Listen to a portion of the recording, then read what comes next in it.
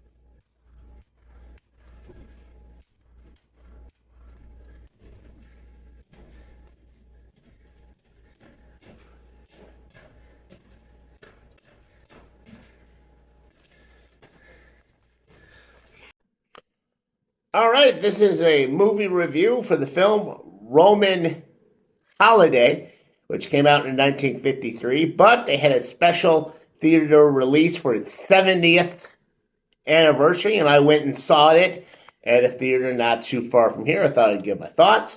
I enjoyed watching this old film. It was quite a gem. Storyline, pretty simple. You got a princess. She's tired of all the pomp and circumstance of being a princess. So when she's in Rome, she breaks away from her royal handlers and hits up the town on her own. And she runs into this reporter. She doesn't know that he's a reporter. He sees an opportunity to get a big story about this wayward princess. And he puts on this idea that, hey, you want to spend a holiday in Rome? I'll show you around the town. The two of them go out and have some fun with this friend of his. And that's kind of the movie. Is it cliche? Well, not exactly. It's kind of one of the first movies to do it, so you can't call it cliche. I'll say this, though. I did not expect the ending. Spoiler alert, the guy doesn't get the girl. You know, they kind of set it up where you think the two of them are going to fall in love. But no, she goes back to being a princess, and he goes back to being a reporter who owes a lot of people money. Yeah, that was actually kind of depressing, the ending of this film. But, you know, you get this great performance by Audrey Hepburn. I honestly think this is the only film of hers that I've actually ever seen. Gregory Peck, he's in it too. He's okay. Like, comedy wasn't his thing until he made this movie. So he's a little rusty when it comes to it, except for the part where they do the mouth of truth. And if you've seen this movie, you know what I'm talking about. If you haven't, I'm not going to spoil it for you. That was kind of funny. And surprisingly, Eddie Albert from Green Acres, the old guy in that, he shows up in this. And I knew based on the name that he was going to be in it, but I did not recognize him at first because he is so young in this, and he plays like this beatnik photographer. And I didn't believe that he was the old guy from Green Acres. So I rate movies based on how much I pay to see them versus how much I think they're worth it. And despite having a few problems here and there, I thought seeing this film was worth the full price of admission. And those are my thoughts on Roman Holiday. So if you haven't seen it, and you get a chance to see it this year on the big screen, I would say go and do that. And I shoot my videos here in Iowa, but normally I do not talk about matters concerning Iowa here on this channel. But there is something going on in my home state that I think I need to speak out against. Namely, the state GOP that's running things down in Des Moines, they want to cut SNAP benefits. Now, SNAP is this food assistance program, a welfare program that helps poor people buy food. Well, they're trying to restrict it and tell these poor people that they can't use their SNAP benefits to buy white bread. And I just gotta say, I think it's a dick move saying these poor people can't buy white bread. I mean, since when is white bread, filet mignon, lobster, eggs? It's white bread. White bread is a literal metaphor for something that is boring and bland, and the GOP, they want to take that away from poor people. Dick move. And something I think is suspicious is they do allow them to use their SNAP benefits to buy wheat bread, which makes me think that someone in the Iowa GOP is in bed with our enemies from the East, Nebraska.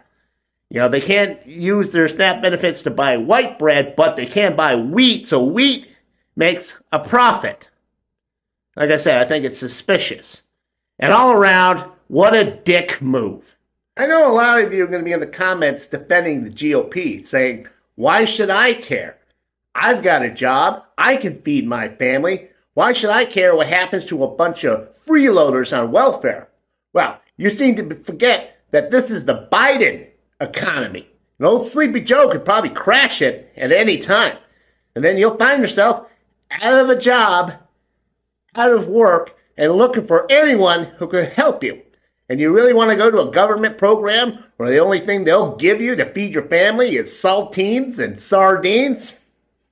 There by the grace of God, go I, is what I say to you. Welcome to Professor Proctor's Trivia. All right.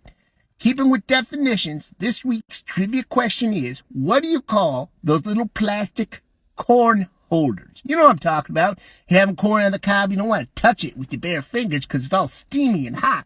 So you put on these little knob things on the end of the corn, right? And then you go to the town on the core of the cob. What do you call those little plastic corn holders? Those little thongs. What is their name? It's gotta have a name. It's probably something real cool. What are they called? Put your answers in the comment section, and we'll have an answer next week on Professor Proctor's Trivia. What are they called?